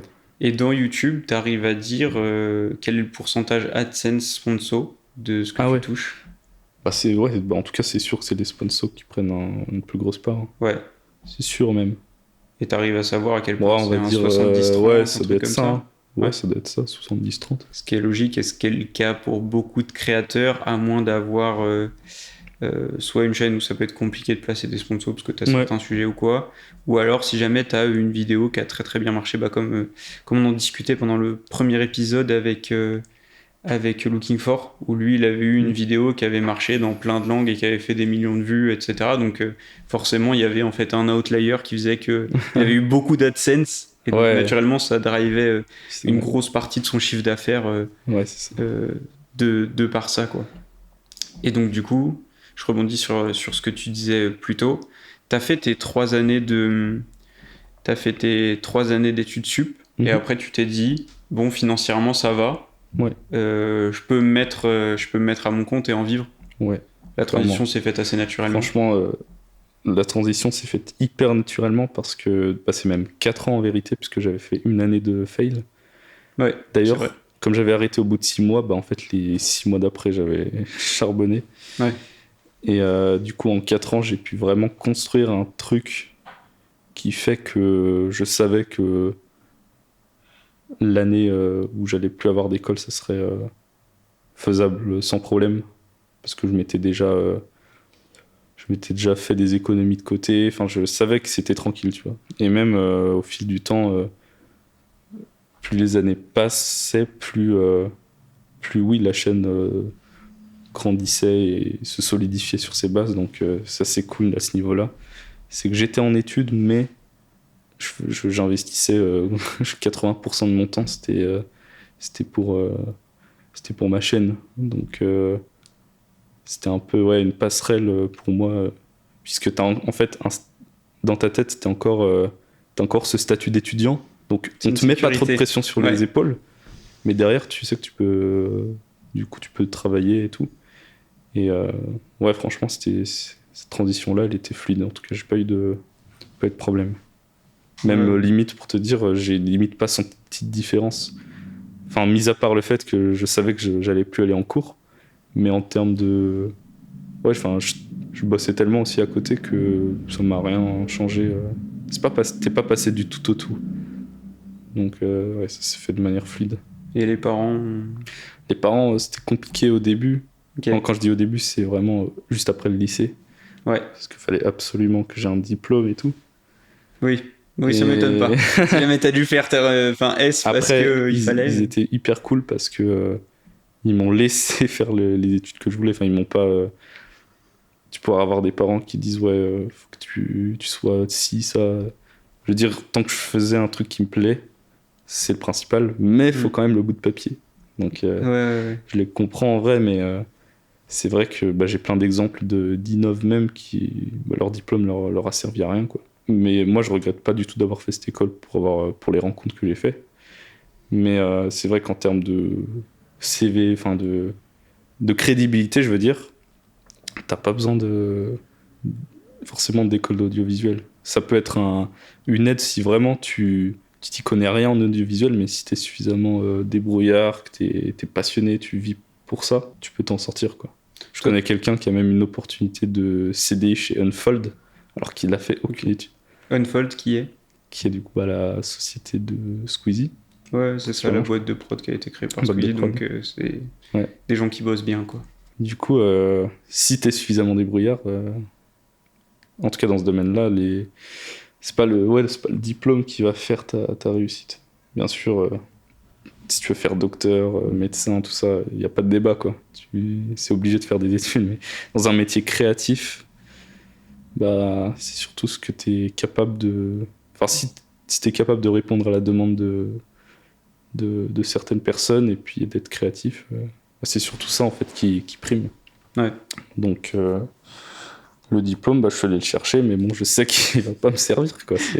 Jamais je vais le citer pour rentrer dans un projet, quoi. Ouais, bien sûr, tu montres ce que tu as pu faire, etc. Et puis même, je suppose que ce qui t'a le plus appris, c'est notamment YouTube.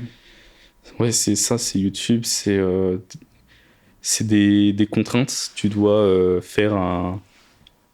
tu dois représenter, je parle surtout pour la 3D là pour le coup, tu dois représenter telle chose voilà, pour donner vraiment un exemple précis, je dois représenter pour une scène de Max Guys une chaîne, enfin une personne enchaînée à un lit, mais du coup la chaîne, faut l'animer, tu vois, enfin faut qu'elle soit, faut l'animer en fonction de la gravité. Donc ça je sais pas le faire, mais je vais chercher un tuto pour savoir le faire.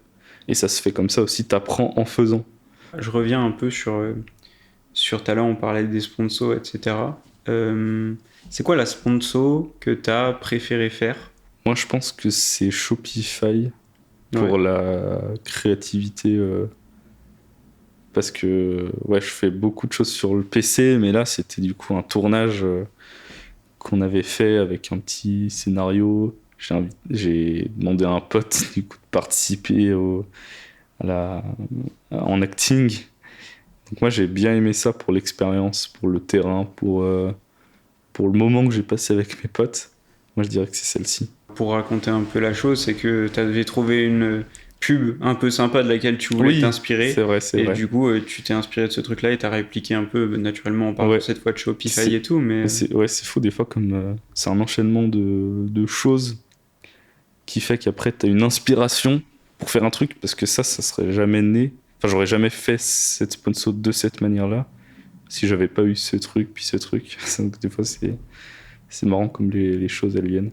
Et est-ce qu'au contraire, il y a une sponsor que t'as pas aimé faire ou qui s'est mal passée? T'es pas obligé de citer le nom de la marque en question. Non, en fait, parce qu'en y réfléchissant, j'ai pas une sponsor en particulier, mais c'est juste le type de sponsor. C'est si en fait tu fais une sponsor, mais il n'y a pas vraiment d'âme derrière, c'est-à-dire que t'as pas d'inspiration particulière pour mettre en scène quelque chose. Du coup, tu l'as fait.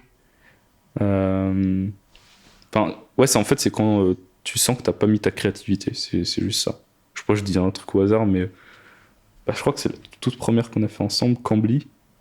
Ouais. Je vais pas me dire, ah ouais, Cambly, trop bien, sponsor. Là, je t'ai cité direct Shopify, parce que je me souviens de tous les moments, les bons moments que j'ai passés à la faire.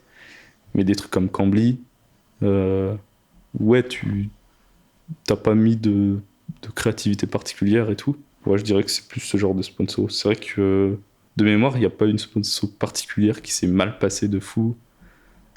C'est juste ça, ouais, c'est ça en fait. Mais Cambly, c'est très marrant que tu cites ça, parce que du coup, Théo avait cité la même marque, cité Cambly au premier épisode, mais pas en négatif, au contraire en positif. Okay. Parce que lui avait travaillé avec eux, même avant qu'on travaille ensemble. Je crois qu'ils avaient fait 2 sponsors ensemble et il avait utilisé le service pendant peut-être 1 an, un truc comme ça. Il avait dit que c'était amélioré de fou en anglais et que s'il voulait retravailler avec lui, il était super chaud parce que lui aimait beaucoup le produit. Donc du coup, c'était pas. C'est vrai que moi, quand j'ai dit ça, c'est pas vis-à-vis du produit en lui-même, c'est vis-à-vis de la mise en avant. J'ai compris. C'est ça, ouais. Ça dépend de à quel point tu vas avoir un brief qui va te restreindre ou pas dans ta créativité. Là où Shopify, justement, ça faisait partie de. Allez, go. Si jamais vous avez une idée, on y va, quoi. Ouais. Et après, il y a eu des petites modifs, naturellement, mais ils ont été quand même très ouverts dès la première proposition. Où on avait pu montrer la pub de base et où ça avait pu se faire assez naturellement derrière, quoi. Et si je continue sur ce terrain des sponsors, est-ce qu'il y a une marque où tu dis avec eux, j'ai envie de travailler, que ce soit marque qui fasse déjà des sponsors ou pas? Ouais. Est-ce qu'il y a une marque où tu diras j'ai envie de travailler avec cette marque-là? Non, comme ça, il n'y a rien qui vient. T'es pas obligé de me donner une réponse corporate en mode eux là. Ouais. Non, mais. De manière générale, juste une marque que j'affectionne particulièrement, parce que c'est toujours plaisant de te dire cette marque-là, je sais pas, j'achète des périphériques chez eux depuis que je suis petit, je bosse avec eux. C'est ce genre de choses, de manière générale, où ça peut être satisfaisant, plus particulièrement que des services que tu n'utilisais pas à la base. C'est vrai que j'ai pas de nom précis, mais je te dirais dans ce genre de cette vibe-là, de te dire c'est une marque chez qui j'ai été client, donc forcément t'es content de bosser avec eux. Ouais, donc naturellement, tu parlais de la créativité tout à l'heure, et donc l'authenticité pour toi a quand même si tu peux un intérêt, faut que le produit te parle un minimum pour que tu travailles avec eux, je suppose. Ouais, mais c'est vraiment je veux parler de la sponsor de rêve, entre guillemets. Ouais, bien sûr. C'est celle où t'as vraiment été un client. C'est ça. Je passe un peu du coq à l'âne, mais je voulais te demander ce que c'était la vidéo préférée de ta chaîne. Pour moi ou pour au vu des spectateurs? Non, pour toi. Pour moi. Ta vidéo préférée, ou si je te demande laquelle c'est, peu importe les vues ou quoi que ce soit. Pour moi, celle qui se différencie le plus, c'est l'œil du chaos, clairement. Enfin, donc la vidéo sur les tornades. Parce que quand tu regardes l'ensemble des autres vidéos, vis-à-vis de moi, elles n'ont pas ce truc. Je veux dire, c'est forcément à chaque fois que je poste une vidéo, c'est que je suis content de l'avoir fait, mais il n'y a pas quelque chose qui va se détacher. Je vais, par exemple, que ce soit une vidéo sur un braquage ou une vidéo sur, je sais pas, une séquestration, j'en sais rien. Je vais pas me dire celle-là, je l'aime vraiment plus, parce qu'au final, en termes de production, ça reste plus ou moins en termes d'ambition la même chose. Donc moi je suis vraiment content de celle-ci, surtout notamment pour ce que j'ai développé autour, avec du coup Gibbs, Anthony même qui m'a aidé, c'est d'avoir développé un produit physique. Donc c'est pas vraiment dans la vidéo, mais ça en fait partie pour moi. C'est parce que en fait je vais vraiment être fier d'une vidéo si j'ai réussi à créer un monde autour, mon monde à moi, tu vois. Parce que t'as des vidéos, juste tu vas la faire, mais t'auras pas eu ce truc qui... tu t'es dit, ouais, j'ai créé un vrai truc, tu vois. Donc pour moi, je dirais celle-ci, clairement. Et est-ce que tu connais ma vidéo préférée de ta chaîne? Non, dis-moi. Et je t'embête souvent avec parce que le moment où je l'ai découvert m'a beaucoup fait rire, mais Ah oui, c'est vrai, oui, j'ai vu. La funk. la vidéo sur la funk, est-ce que tu peux nous parler de cette vidéo qui est un peu à part quand même sur la chaîne? Ouais. Bah, comment elle est née? Parce que quand j'étais plus jeune encore, donc en seconde, je dirais, où j'avais 16 ans, j'avais fait 1 an de breakdance. Mais après, je me suis arrêté. Mais c'est quelque chose que j'ai toujours aimé. Et puis en vrai, c'est marrant parce que ça revient un peu avec, je te disais, j'aimais bien synchroniser de la musique avec du visuel quand je faisais des intros. Ouais. Bah, du coup, c'était un peu le même truc. Genre, j'aimais bien, enfin, c'était satisfaisant de synchroniser des mouvements de danse avec de la musique. Et ouais, du coup, c'était en 2021, je crois. Bah, il y a ce truc qui m'est revenu. Je me suis dit, tiens, j'ai envie de refaire, enfin, apprendre des chorégraphies et tout. Et je me suis dit, ok, je me laisse. Parce que là, on allait rentrer en hiver. Je me suis dit, ok, je me laisse jusqu'en, je crois que c'était juin ou juillet, juin, pour apprendre une chorégraphie et la filmer, faire du motion design dessus. Du coup, il y a toujours cet aspect de montage. Et ouais, c'était un projet vraiment annexe. Je me suis dit, vas-y, je m'étais donné un challenge. Et puis, bah, je suis content, je l'ai mis en application. Surtout que c'était pas évident de danser genre dans la rue devant des gens. Heureusement, il y avait mes potes, tu vois, j'étais pas vraiment tout seul. Mais ouais, c'était vraiment un projet sorti comme ça de ma tête.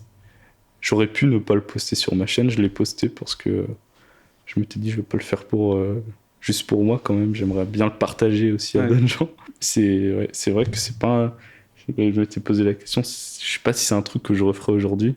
Ouais. Parce que tu t'es tellement installé dans un dans un cadre, parce que si on n'oublie pas à cette époque, ça faisait pas si longtemps que ça que ma chaîne était lancée. Et ouais, c'est vrai qu'aujourd'hui, je sais pas si je pourrais le faire, ou alors tu sais, sur une autre chaîne sans problème, mais interrompre le cours des vidéos, bam, avec un truc qui a rien à voir, je sais pas. Hop, nouvelle vidéo de danse. Mais Funk V2. ouais. Mais ça me ferait kiffer moi. Est-ce que tu te souviens de la fin de cette vidéo? Ouais, il me semble que j'avais passé un message vis-à-vis du regard des autres. Ouais, moi en fait il y a un message. La première fois que je la vois cette vidéo, donc au début je comprends pas ce qui se passe, ça me fait beaucoup rire. Et à la fin, le message est quand même très sympa où en fait on passe, on va dire, de la version un peu clip à naturellement toi qui es en train de vlogger. Ouais. C'est un rush en fait qui a été pris par un de tes potes où tu es en train de discuter plusieurs moments où tu dis que au début tu dis que t'es crevé, etc. Et après tu dis que c'est pas évident et que t'as peur parce que y a le regard des autres et que en fait tu te rends compte que ça t'a fait du bien parce que ça t'a permis de sortir de cette zone de confort. Ouais, je me souviens, je me sentais comme un fou parce que quand on avait fini, je m'étais dit, je sais pas, genre là sans problème, je peux faire n'importe quoi, j'aurais pas ce blocage. Ouais. Mais c'était uniquement parce que bah, y avait eu toute cette journée où je m'étais lâché de fou. Et ouais, genre c'est comme si tu te sentais pas invincible, mais sans honte, tu pouvais faire n'importe quoi. Ouais. C'était un sentiment vraiment particulier. Et en plus, en me baladant, bah justement, en travaillant un peu sur l'interview, sur ce qu'on allait dire ensemble, je suis tombé sur ton Instagram où j'ai pu voir Est-ce que tu te souviens de la description de ton Insta? Oui, je veux la plus grosse part du gâteau. Ouais. Et en fait, je trouve que de temps en temps, comme ça, dans ton contenu ou ce genre de choses, tu peux retrouver des moments très dev perso où en fait tu vas faire passer un message où on sent que c'est un message qui est très personnel et où c'est Vincent qui nous parle d'un coup et il n'y a plus Vision, tu vois ce que je veux dire? Est-ce que c'est un truc qui est volontaire, qui est juste naturel parce que tu crées ton contenu et c'est toi qui transpire, ta personnalité qui transpire? Est-ce que c'est un truc qui est réfléchi ou... Quand ça arrive, c'est selon le mood du moment de la vidéo. par exemple, pour les tornades. Je t'avais dit que de base, je voulais vraiment pas juste rester en surface, mais faire une connexion avec une thématique plus humaine. Mais au début, c'était pas dans la volonté de montrer de ma personnalité. C'était juste de réussir. C'était aussi un challenge de faire une connexion entre un thème qui, en apparence, n'a rien à voir avec quelque chose d'humain. Mais ouais, c'est vraiment selon l'humeur. Par exemple, là, je vais faire des vidéos, je vais pas du tout faire du dev perso. Oui, bien sûr. Je dirais que ça arrive dans des moments où je le sens, où j'ai besoin, où... Ouais, ça arrive dans des moments un peu random. Et on sent, enfin, tu vois, ce truc de... Enfin, du coup, bien sûr, je te connais un peu plus que juste les gens qui nous écoutent ou qui te regardent, mais en fait, tu retrouves des trucs que moi je connais ça se voit que tu te remets beaucoup en question, que tu cherches à progresser tout le temps, d'aller de l'avant, etc. Ça va aussi, tu vois, avec ce truc de sortir de sa zone de confort. Et naturellement, j'y vois, moi, on en parlait un peu, tu vois, il y a un peu d'ego, un peu d'ambition. Je vois que, tu vois, il y a un truc, il y a envie d'aller chercher plus gros derrière. Franchement, si je peux me permettre de te couper, ça vient, je pense, hein. Mais je pense que ça vient de mon enfance où j'étais pas forcément fort à l'école, je n'arrivais pas à trouver ce que j'aimais. Je voyais des gens qui bossaient 10 fois moins que moi qui faisaient des meilleures notes. Tu sais, c'était frustrant des fois. Tu te dis, punaise, j'ai passé ma soirée à réviser mon contrôle et au final, j'ai une note mid. Mais enfin, du coup, trouver un domaine sur lequel tu es à l'aise, bah ouais, c'est un peu indirectement et inconsciemment une revanche. Tu sais, tu te dis, bah ok, j'ai trouvé ma voie, maintenant, bah je vais tout donner pour vraiment exceller, pour essayer d'exceller. Ouais. Et pour moi, c'est complètement une revanche. La manière dont tu le décris et tout, c'est complètement une revanche. Ce qui est magnifique, que tu trouves, parce que je pense qu'il y a beaucoup de gens qui sont dans ce truc-là de chercher et qui n'est pas évident de trouver, savoir ce que tu as envie de faire et puis là où tu es bon aussi, mine de rien, et là où du coup tu peux travailler sans trop compter les heures et avancer. Et dans cette dynamique, tu vois, d'être meilleur, d'aller chercher le plus haut, d'avoir de l'ambition, est-ce que toi, il y a des gros projets que tu aurais en tête ou des objectifs où tu dis ça un jour je veux faire ça? Ouais. Bah ça c'est quelque chose que j'ai toujours en tête depuis longtemps, mais ça serait de réussir à sortir du cadre YouTube, mais pas d'une manière définitive forcément, mais réussir à créer des projets hors plateforme YouTube ou alors au-delà de ma chaîne. Je sais pas, je vais te donner un exemple. T'as Simon Puech qui des fois est animateur de... Alors, je sais plus la chaîne, mais il va raconter... RTBF, non? Ah ouais, je crois que c'est ça. Il raconte des histoires sur notre chaîne. Ça veut dire je sais plus si c'est une chaîne belge ou suisse. Il a atteint une certaine crédibilité qui fait qu'il peut sortir de sa chaîne. Il va être appelé pour faire d'autres choses.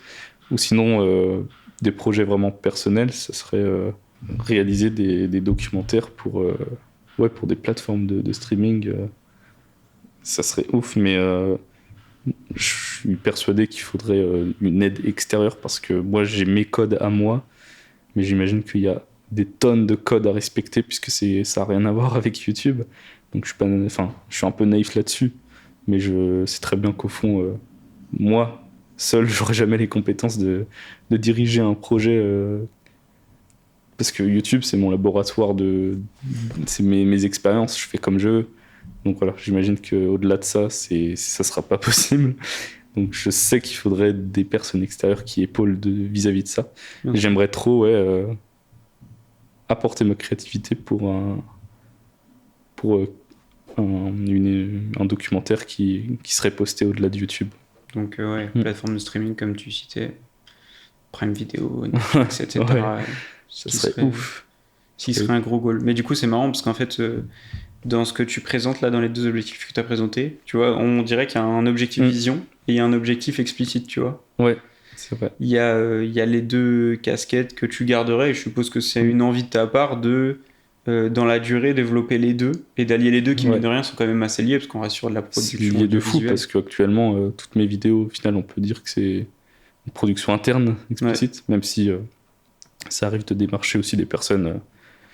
des freelances qui sont pas dans explicite précisément, mais de manière générale, les deux sont ultra liés au final. D'ailleurs, il y a un truc dont on a parlé, non, on n'a pas parlé, c'est est-ce que c'est une bonne chose finalement de réussir à faire de ta passion ton métier? Parce que c'est vu comme un goal, mais parfois, tu te brûles les ailes en volant et tu perds les deux, tu vois. Tu dis, ouais, moi j'aime trop peindre et tout. T'arrives à vendre tes propres tableaux, tes propres toiles, mais au final, t'as transformé ta passion en ton métier et il y a des choses qui arrivent. Du coup, c'est plus aussi innocent qu'au début et tu peux peut-être un jour perdre ta passion, et si tu perds la passion pour ce que t'aimais, bah tu perds les deux en fait. Tu l'as perdu par moment ce truc-là? Parce que je connais certains autres créateurs de contenu super intéressants, ce sujet que tu soulèves. C'était arrivé un peu juste avant la vidéo de Feld Up. En fait, je sentais que dans mes sujets, j'y trouvais plus de passion. Et il y a des moments où je faisais la vidéo pour la faire, même si j'étais quand même content, j'allais pas la sortir si j'étais pas content de la vidéo. Mais ouais, j'avais perdu cette passion. Et c'est notamment aussi pour ça que cette vidéo est née. C'est parce que je voulais faire un projet qui me fasse voir d'autres choses. Et ça, ouais, ça m'a bien renouvelé créativement parlant. Et c'est pour ça que j'aimerais bien le réitérer plusieurs fois pour un peu recharger les batteries, même si c'est ultra crevant de faire ce genre de vidéo. Mais ouais, c'est une manière aussi de te renouveler. Parce que je tombais dans une sorte de routine. Et ouais, je prenais plus forcément de plaisir. Et comme tu dis, en plus, tu sais, t'as plus... parce que tu as commencé, toi, tu avais ce statut d'étudiant où tu dis, bah, tu as moins la pression, etc. Maintenant, il y a une réalité économique aussi derrière tu vis de cette activité, donc il faut que ça fonctionne. Et j'ai discuté longuement avec certains créateurs de contenu qui étaient un peu dans ce truc-là, comme beaucoup de créateurs, ils ont commencé par passion. Ça commence à devenir un métier, et puis d'un coup, ça marche un chouïa moins, où il y a une pression qui vient vis-à-vis, notamment du côté financier. Et donc, maintenant, il n'y a plus de passion. Il y a eu une période où c'était, faut envoyer de la vidéo, parce qu'il faut faire de la vidéo, parce que sinon, je peux pas payer mes factures.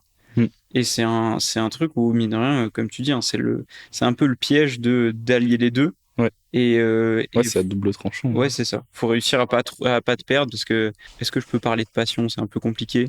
Mais je veux dire que moi, si je me suis lancé dans ce que je faisais, c'est parce que je consommais énormément de contenu.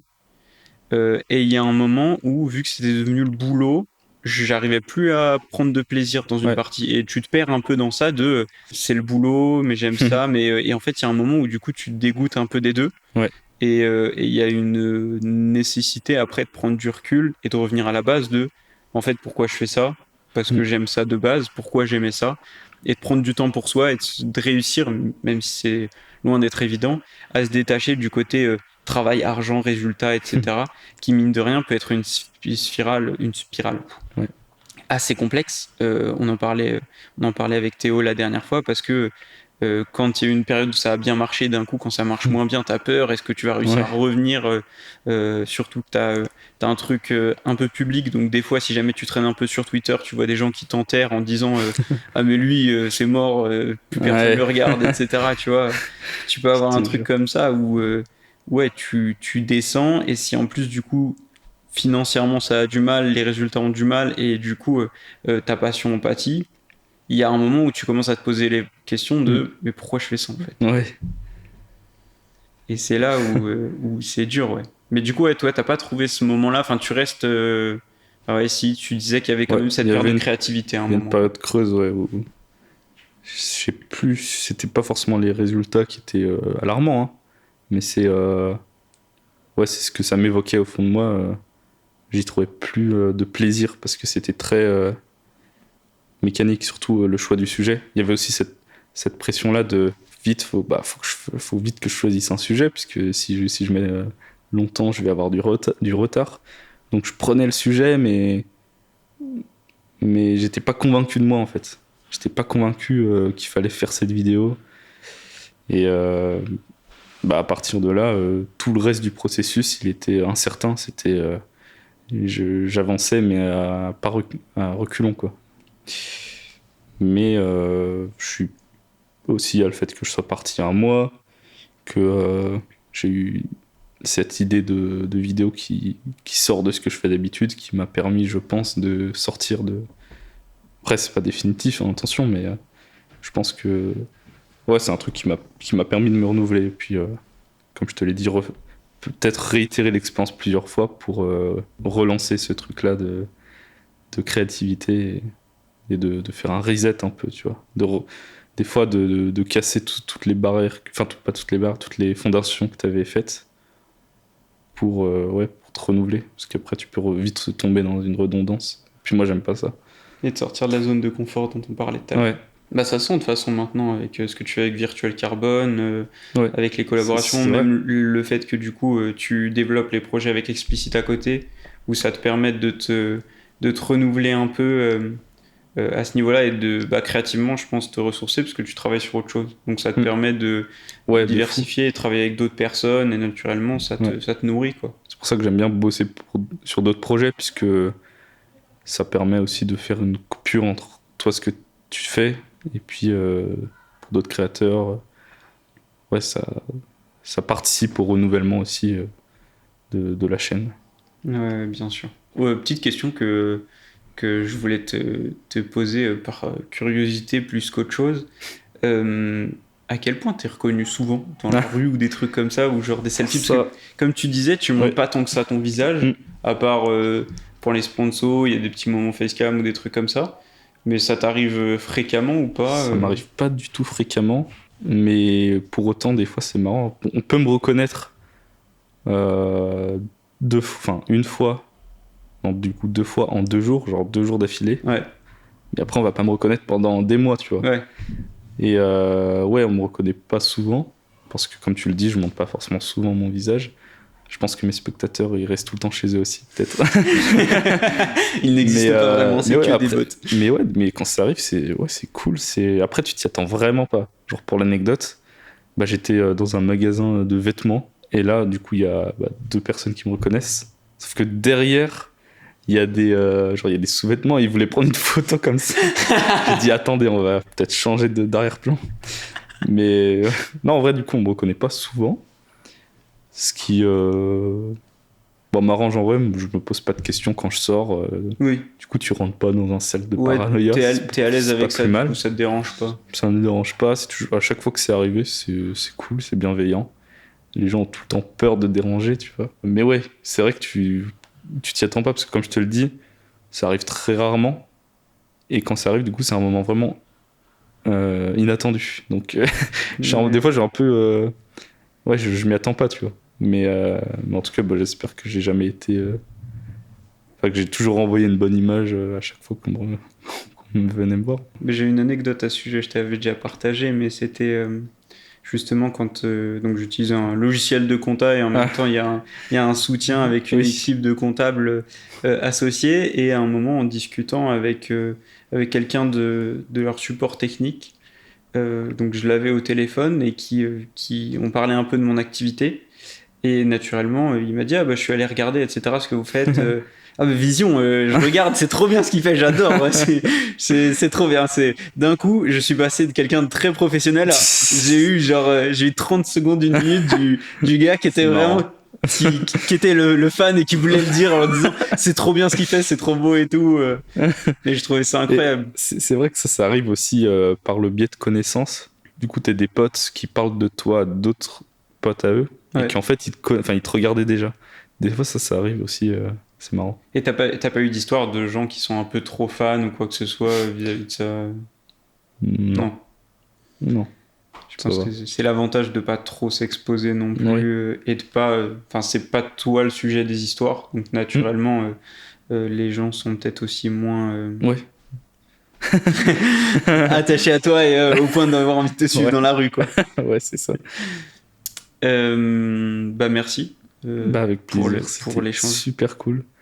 Comme je t'ai dit, j'avais déjà fait un podcast, mais c'est pas forcément quelque chose avec lequel je suis à l'aise, mais franchement t'as su en tout cas me driver et tout, donc j'ai trop aimé le moment. Ça s'est pas vu de mon côté en tout cas, que t'es pas à l'aise, parce que tu vois que t'as quand même beaucoup partagé. C'était intéressant, c'est ce qu'on disait un peu avant, c'était que tu puisses un peu te livrer plus que ce que t'as l'occasion de faire. C'est hyper intéressant parce que j'ai pas forcément l'occasion de le faire, mis à part dans des brefs moments de vidéo ou quoi. Mais là, du coup, c'est vraiment dit d'une manière directe. C'est une discussion, c'est pas parce que ça, tout est écrit, donc il n'y a pas aussi d'improvisation. Des fois, ça fait du bien aussi de... Ouais, de laisser parler, et puis t'es à l'aise, t'es tranquille, et ça te permet de t'ouvrir un peu. Et puis, C'est ça. je pense même pour des gens qui regardent un peu la chaîne, qui ont envie de savoir qui est Vincent derrière, comment ça fonctionne et tout, c'est intéressant. Donc, merci à toi d'avoir pris le temps d'échanger. Petit point avant qu'on se laisse. Si jamais des gens veulent travailler avec Explicit, des créateurs de contenu ou même des entreprises, ça rappelle à vous. Est-ce qu'il y a une adresse mail ou un truc comme ça? Si vous voulez échanger pour potentiellement travailler avec nous, ça se fait sur l'adresse mail contact@explicitcrea.com. Ok, super. Et puis, de toute façon, les gens peuvent retrouver ce que tu fais sur YouTube en tapant Vision. Et je pense que si jamais ils sont là, il y a de grandes chances qu'ils connaissent déjà ou alors ils soient allés voir entre-temps pour avoir une meilleure idée. Et puis, hâte de suivre tout ça. Et puis, on se retrouve très bientôt pour un nouvel épisode avec Mux.